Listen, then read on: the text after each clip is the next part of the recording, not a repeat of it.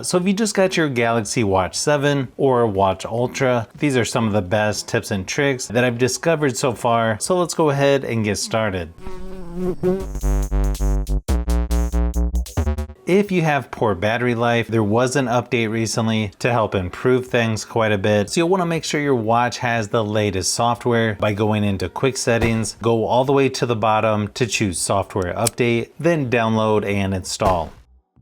You'll also notice if you swipe up from the bottom, you get the app drawer, but to organize things a little bit better, you can tap and drag the apps to move them around or to combine them into groups. So it's a little easier to get to the apps that you use the most. You can also organize it a little bit better if you go through the wearable app on your phone as well. One thing I just realized here recently, you'll notice if you swipe left and right, you can go through each tile one at a time. But if you swipe a little bit faster, it actually goes through about 3 tiles at once. So if you need to go back and forth a little bit faster, just swipe fast to the left or to the right. Now if you go into quick settings and hold on Bluetooth, you can pair your headphones to your watch.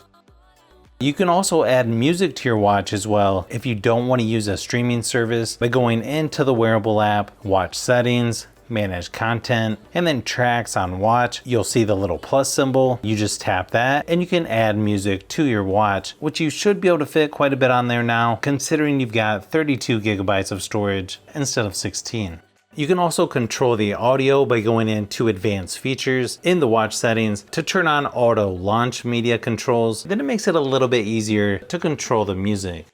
Now buttons and gestures can also be modified on here. By going into the settings on the wearable app, you can choose what it does when you double press. You can choose pretty much any app that you want to use when you double press the top button. One thing you'll probably want to do is change it from Bixby to your assistant. When you press and hold on the top button, it'll bring up the Google Assistant instead of Bixby. For the short press, you can also show recent apps. Now the nice thing is, if you would happen to lose your watch, you can use the Find app on your phone to locate it. Or if you happen to misplace your phone, you can go right into the quick settings and tap on the little icon to make your phone start beeping or ringing. So hopefully you have the ring turned on or at least vibrate so that you can find it.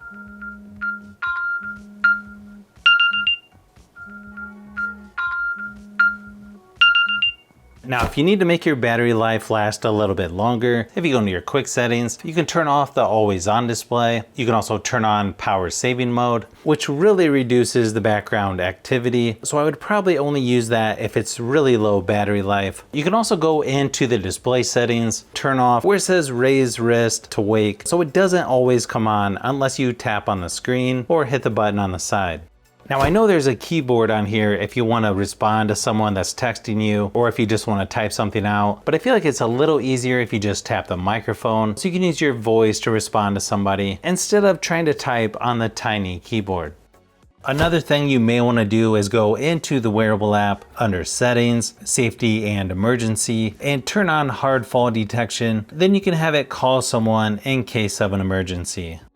When you go to the quick settings, you can adjust the sensitivity as well. If you're going to be wearing gloves while using your watch, you just go to quick settings and tap on the little hand icon.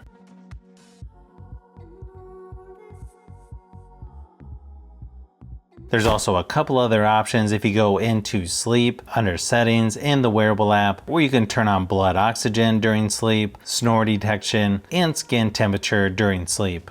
Now hopefully there's a couple of features that you might not have known before, so you should now be able to use your Galaxy Watch 7 a little bit easier. If you like phones, tablets, and other tech, I've got a lot more stuff that I'm working on, so you'll want to keep an eye out for those upcoming videos.